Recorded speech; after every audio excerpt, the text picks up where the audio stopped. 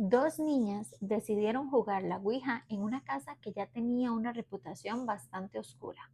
Y cuando algo se sentó al lado de ellas, se asustaron tanto que salieron corriendo. Pero ahí fue cuando cometieron el error más grande de la noche. Bienvenidos a Maryland, donde hablamos de terror, misterio y esas experiencias difíciles de explicar que se te quedan dando vueltas en la cabeza. Y como siempre, detrás de cámaras está mi esposo con su copita de vino, listo para empezar las historias de hoy. Así que sin más, empezamos con la primera historia. No se metan con tablas Ouija. Entonces empezamos. Todo realmente comienza en la casa de una amiga de la infancia. Vamos a llamarla Bella. Para crear el ambiente, necesito contarles un poco la historia de esta casa. A finales de los años 60, un esposo entró una noche y encontró a su esposa en la cama con otro hombre. Les disparó a los dos y luego se disparó a sí mismo, en lo que después se convertiría en la habitación de la hermana mayor de Bella. Avancemos hasta cuando los padres de Bella compraron la casa.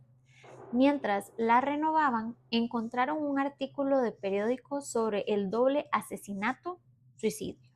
Ahora avancemos una década más y la familia de Bella hizo más renovaciones en la casa. Tres manchas negras gigantes habían atravesado la alfombra y habían manchado el piso de madera, presumiblemente por sangre seca. Decidieron conservar la madera original, le pusieron un acabado encima y listo. Simplemente mantenían una alfombra cubriendo las manchas.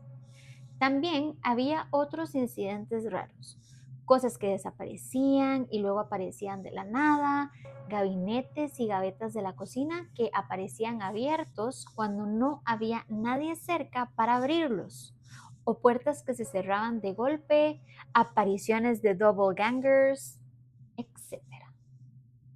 Entonces, cuando tenían 13 años y estaba sentada con Bella en el centro del piso de su habitación, con las luces apagadas, una vela encendida y una tabla de Ouija entre ellas.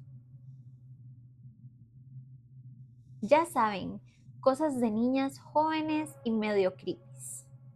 Yo había perdido a mi papá por cáncer unos años antes y todavía estaba en duelo. Estaba enojada con él por haber dejado a nuestra familia y en ese momento estaba tratando de llenar ese hueco enorme, del tamaño de un padre, que tenía en el corazón. No era exactamente el mejor estado mental para estar jugando toc toc, ¿quién está ahí con los espíritus? Estaban listas para abrir un portal de comunicación con quién sabe qué en una maldita casa que estaba embrujada. Esto nunca iba a terminar bien. Pusimos las manos sobre la planchete y dijimos: hola espíritus, nos gustaría hablar con ustedes. Quiero aclarar algo antes. Antes de que mi papá muriera, yo nunca había estado metida en nada sobrenatural o espeluznante. Todavía creía en Dios. Iba a la iglesia y rezaba por todas las personas que había conocido en mi vida, incluyendo animales. Era una niña sensible en varios sentidos y nunca veía nada demasiado aterrador por miedo a tener malos pensamientos o pesadillas. Después, empezaron con una lista de preguntas típicas de niñas preadolescentes, pero eventualmente las preguntas se fueron poniendo un poco más serias. Nosotras. ¿Hay alguien aquí con nosotras? Tabla. Sí. Nosotras. ¿Eres un espíritu bueno? Tabla. Tal vez. ¿Yo? ¿Eres mi papá? Tabla. No. ¿Yo? ¿Conoces a mi papá? Tabla. Sí. ¿Yo? ¿Está bien? ¿Está en el cielo? Tabla. Sí. Empecé a sentirme muy incómoda. Fue como si todos mis sentidos se intensificaran al mismo tiempo. Sentí esa sensación de no, no, no, esto no está bien, en la boca del estómago, como si alguien o algo estuviera mirándonos. Entonces sintió una presencia pesada y oscura, profunda, sin nada de luz. Estaba junto al lado de ellas. La maldita cama creció, como si alguien se hubiera sentado en ella. Y nos cuenta, miré con miedo y vi una especie de silueta, como el espacio donde debería estar una persona sentada en el borde de la cama. Me quedé mirándola por lo que se sintió como una eternidad, tratando de entender qué estaba viendo, hasta que reaccioné y dije, ay no, ni de broma. Saltó por encima de Vela, cruzó la habitación y encendió las luces de golpe. Se negó a seguir jugando y exigió que hicieran otra cosa, cualquier otra maldita cosa. Pero el miedo y la sensación de peligro se quedaron clavados en su estómago. La sensación de que algo podía hacerles daño era fuerte. Y chicos, nunca cerramos la conversación. Mi yo adulto entiende el enorme error que fue eso, pero en ese momento yo era joven, estaba asustada y no tenía idea de las consecuencias de no cerrar la sesión. Mirando hacia atrás, honestamente creo que ese fue el momento en que algo se me pegó y creo que todavía sigue ahí, en los márgenes de mi vida. Más tarde, esa noche, las chicas se acostaron en la cama de Vela con su fiel poodle pequeñita Tini, acurrucada con ellas. Estaban quedándose dormidas cuando Tini empezó a gruñir y ladrar hacia los pies de la cama, aparentemente a la nada, o eso pensaban. La calmaron y poco después Vela se quedó dormida. Nuestra narradora desafortunadamente estaba completamente despierta. Sentí una presencia en los pies de la cama.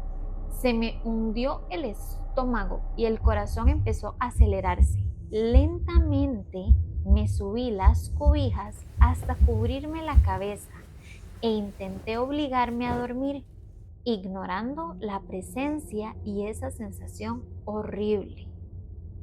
Pero eso empezó a acercarse por el lado de la cama, hasta que se sintió como si estuviera parado justo encima de ella. Se quedó ahí, al lado de su cabeza. Eventualmente se agotó de tanto miedo y se quedó dormida, pero eso no duró mucho.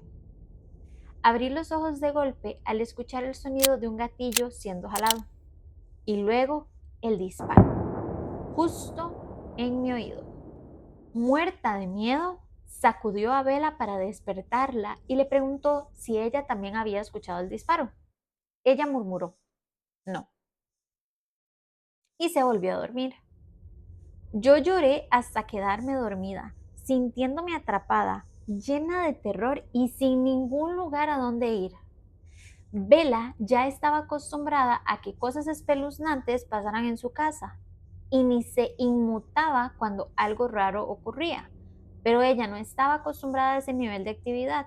Después de irse de su casa, pasaba horas preguntándose si lo que había ocurrido realmente había pasado.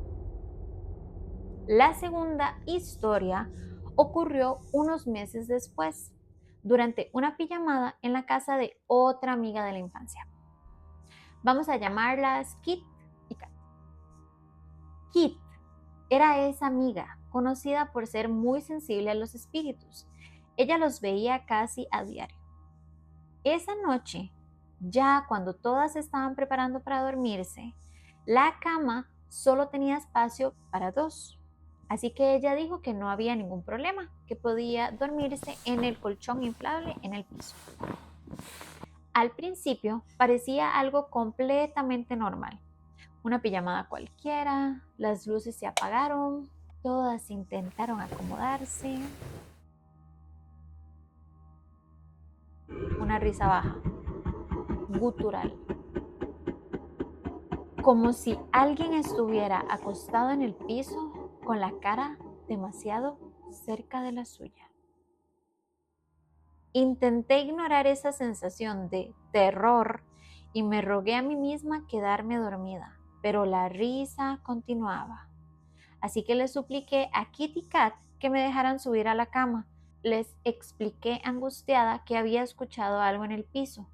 Cuando finalmente quedó apretada en medio de las dos, comenzó a calmarse lo suficiente como para intentar dormir de nuevo.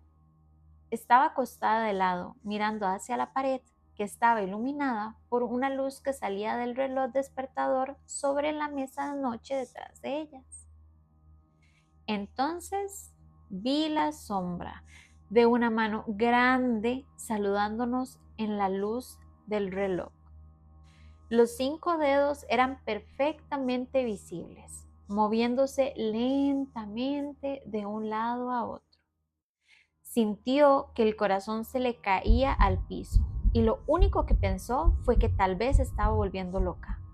Revisó para asegurarse de que ninguna de ellas estuviera haciendo eso. Luego, en silencio, las empujó suavemente y señaló hacia la pared.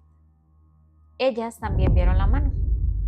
Yo estaba cubierta de miedo y sudor cuando Kit admitió que había visto a alguien sentado en la esquina de la habitación, pero no había querido asustarnos. Bueno, ese fue un pésimo plan, porque para ese momento todas estábamos bastante aterradas.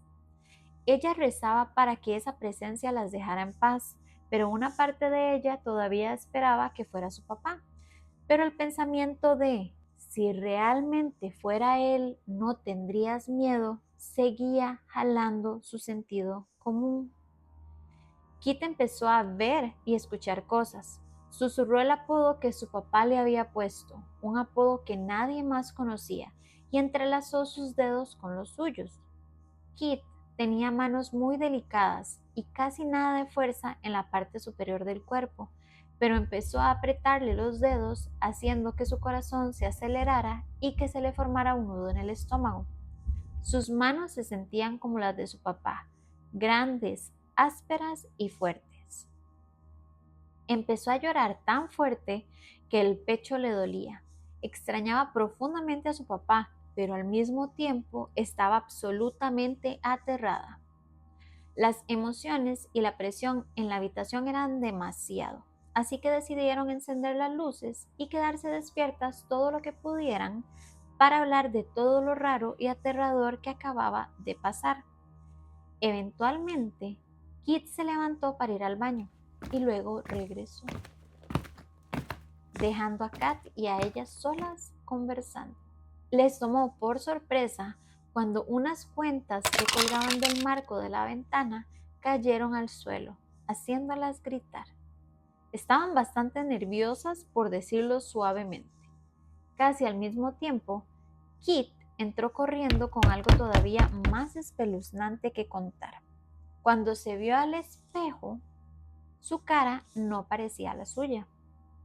Era como si todos sus rasgos faciales estuvieran hundidos. Se veía enferma, como si tuviera cáncer.